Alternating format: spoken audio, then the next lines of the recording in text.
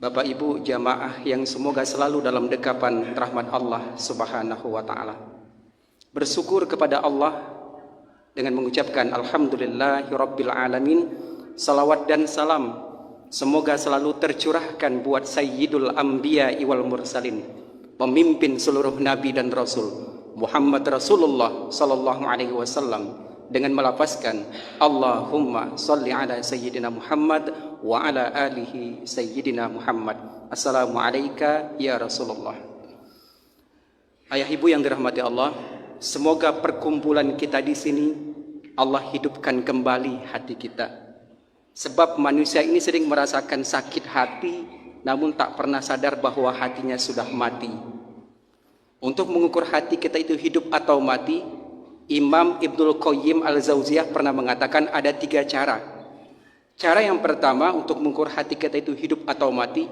Yang pertama kata Imam Ibnul Qayyim Al-Jauziyah, carilah hatimu ketika engkau sedang menghadiri majelis ilmu.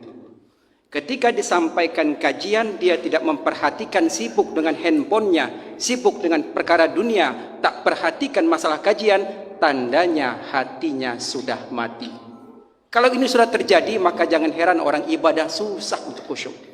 Jangan heran ibu-ibu setiap pekan menghadiri majelis ta'lim, setiap pekan gosip pun tak pernah tinggal.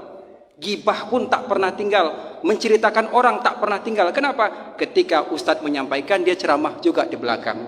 Bapak-bapak setiap Jumat mendengarkan khutbah Jumat. Ada tak diamalkan ketika khatib menyampaikan? Kalau tidak ada, kata Imam Ibnul Qayyim, tandanya hatinya sudah mati. Satu. Mati hati, susah untuk khusyuk ibadah. Itu yang pertama.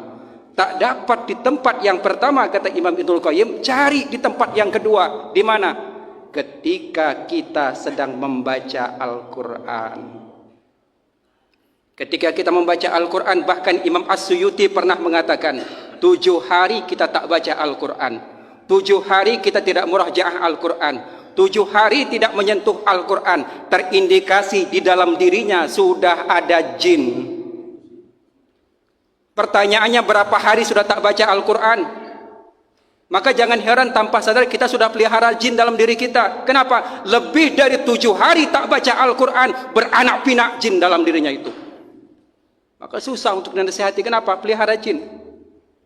Paling tidak, makanya orang terdahulu paling tidak malam Jumat baca surah Yasin, malam Jumat baca surah Al-Kahfi. Lebih dari 7 hari tak murajaah Al-Quran, maka permanenlah jin dalam dirinya. Maka susah untuk menasihati. Hatinya sudah mati, jin dalam dirinya itu sudah. Kalau ini sudah terjadi, kata Imam Ibnul Qayyim, maka cepatlah minta hati yang baru kepada Allah. Bagaimana? Targetkan baca Al-Quran 1 hari 1 juz membaca Al-Quran. Mak, banyak betul Ustaz 1 juz. Tak sanggup 1 hari 1 juz, 1 hari 1 lembar. Dikasih kemudahan. Tak sanggup juga 1 hari 1 lembar, 1 hari 1 ayat. Tak sanggup juga 1 hari 1 ayat, 1 harian pandang Al-Quran. Tanyakan dalam hati, setan apa yang merasuki diri sehingga tak sanggup menyentuh dan membaca Al-Quran.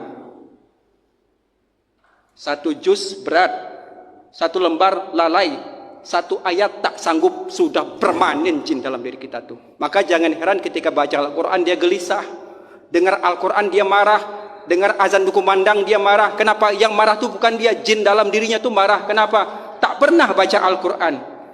7 hari tak baca Al-Quran, beranak pinak jin dalam dirinya. Habislah sudah, mati hati, susah untuk dinasehati itu. Sadar tak kita seperti itu? Itu baru tempat yang kedua. Kata Imam Ibnul Qayyim, kalau tak dapat di tempat yang pertama, ketika mendengarkan ceramah agama kita sibuk dengan handphone kita, ketika baca Al-Quran kita tak sempat, paling tidak cari di tempat yang terakhir. Di mana? Ketika kita sedang bermunajat kepada Allah, ketika kita beristighfar, bahkan ketika sholat fardu saja. Innaka hamidum majid, assalamualaikum warahmatullah. Setelah salam kalimat apa yang kita ucapkan? Kenapa tidak alhamdulillah aku dah sholat? Kenapa tidak subhanallah?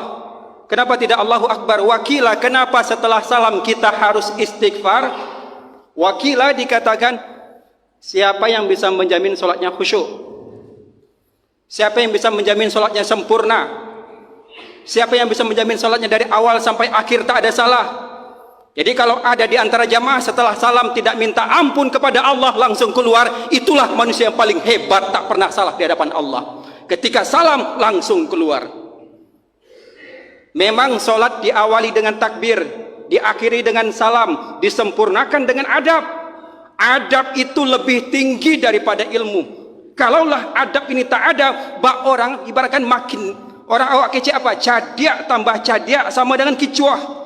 Makin cadiak makin mengecuah, makin pintar suka berdebat. Kenapa? Ilmu ada, adab tak punya. Bahkan kepada Allah sekalipun tak beradab, setelah salam langsung keluar. Ada jamaah seperti itu. Assalamualaikum warahmatullahi wabarakatuh, langsung melangkah. Makanya kata Imam Ibnul Qayyim, untuk menghidupkan hati kita, kita tak bisa menjamin khusyuk salat kita. Kita tidak bisa menjamin salat kita sempurna. Maka setelah salam minta ampun kepada Allah. Maafkan aku ya Allah, tadi salatku tidak khusyuk.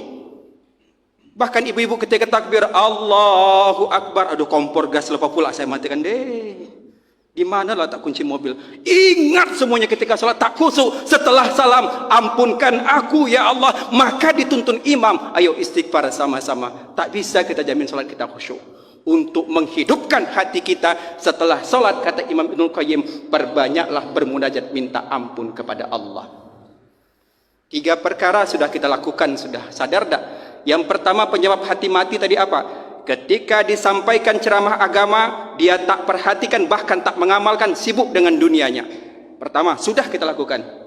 Baca Al-Quran, 1 ayat pun tak sanggup, sudah pernah kita lakukan. Setelah sholat, langsung pergi tak minta ampun kepada Allah. Maka kalau ini sudah terjadi pada diri kita, totalitas mati hati, maka ilmunya ada, adab tak. Mengukur hati kita itu hidup atau mati, Imam Ibnul Qayyim Al-Jauziyah pernah mengatakan ada 3 cara. Cara yang pertama untuk mengukur hati kita itu hidup atau mati. Yang pertama kata Imam Ibnul Qayyim Al-Jauziyah, carilah hatimu ketika engkau sedang menghadiri majelis ilmu. Ketika disampaikan kajian, dia tidak memperhatikan, sibuk dengan handphonenya, sibuk dengan perkara dunia, tak perhatikan masalah kajian, tandanya hatinya sudah mati. Kalau ini sudah terjadi, maka jangan heran orang ibadah susah untuk khusyuk. Jangan heran ibu-ibu setiap pekan menghadiri majelis ta'lim, setiap pekan gosip pun tak pernah tinggal. Gibah pun tak pernah tinggal. Menceritakan orang tak pernah tinggal. Kenapa? Ketika ustadz menyampaikan, dia ceramah juga di belakang. Bapak-bapak setiap Jumat mendengarkan khutbah Jumat. Ada tak diamalkan ketika khatib menyampaikan? Kalau tidak ada, kata Imam Ibnul Qayyim, tandanya hatinya sudah mati. 1. Mati hati, susah untuk khusyuk ibadah. Itu yang pertama. Tak dapat di tempat yang pertama, kata Imam Ibnul Qayyim, cari di tempat yang kedua. Di mana? Ketika kita sedang membaca Al-Quran. Ketika kita membaca Al-Quran, bahkan Imam As-Suyuti pernah mengatakan, 7 hari kita tak baca Al-Quran. 7 hari kita tidak murajaah Al-Quran. 7 hari tidak menyentuh Al-Quran, terindikasi di dalam dirinya sudah ada jin. Pertanyaannya, berapa hari sudah tak baca Al-Quran? Maka jangan heran tanpa sadar kita sudah pelihara jin dalam diri kita. Kenapa? Lebih dari 7 hari tak baca Al-Quran, beranak pinak jin dalam dirinya itu. Maka susah untuk dinasihati. Kenapa? Pelihara jin.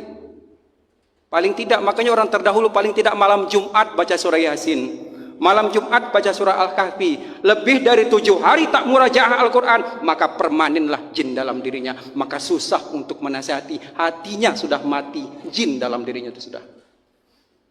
Kalau ini sudah terjadi, kata Imam Ibnul Qayyim, maka cepatlah minta hati yang baru kepada Allah. Bagaimana? Targetkan baca Al-Quran 1 hari 1 juz membaca Al-Quran. Mak, banyak betul Ustaz 1 juz. Tak sanggup 1 hari 1 juz, 1 hari 1 lembar. Dikasih kemudahan. Tak sanggup juga 1 hari 1 lembar, 1 hari 1 ayat. Tak sanggup juga 1 hari 1 ayat, 1 harian pandang Al-Quran. Tanyakan dalam hati, setan apa yang merasuki diri sehingga tak sanggup menyentuh dan membaca Al-Quran.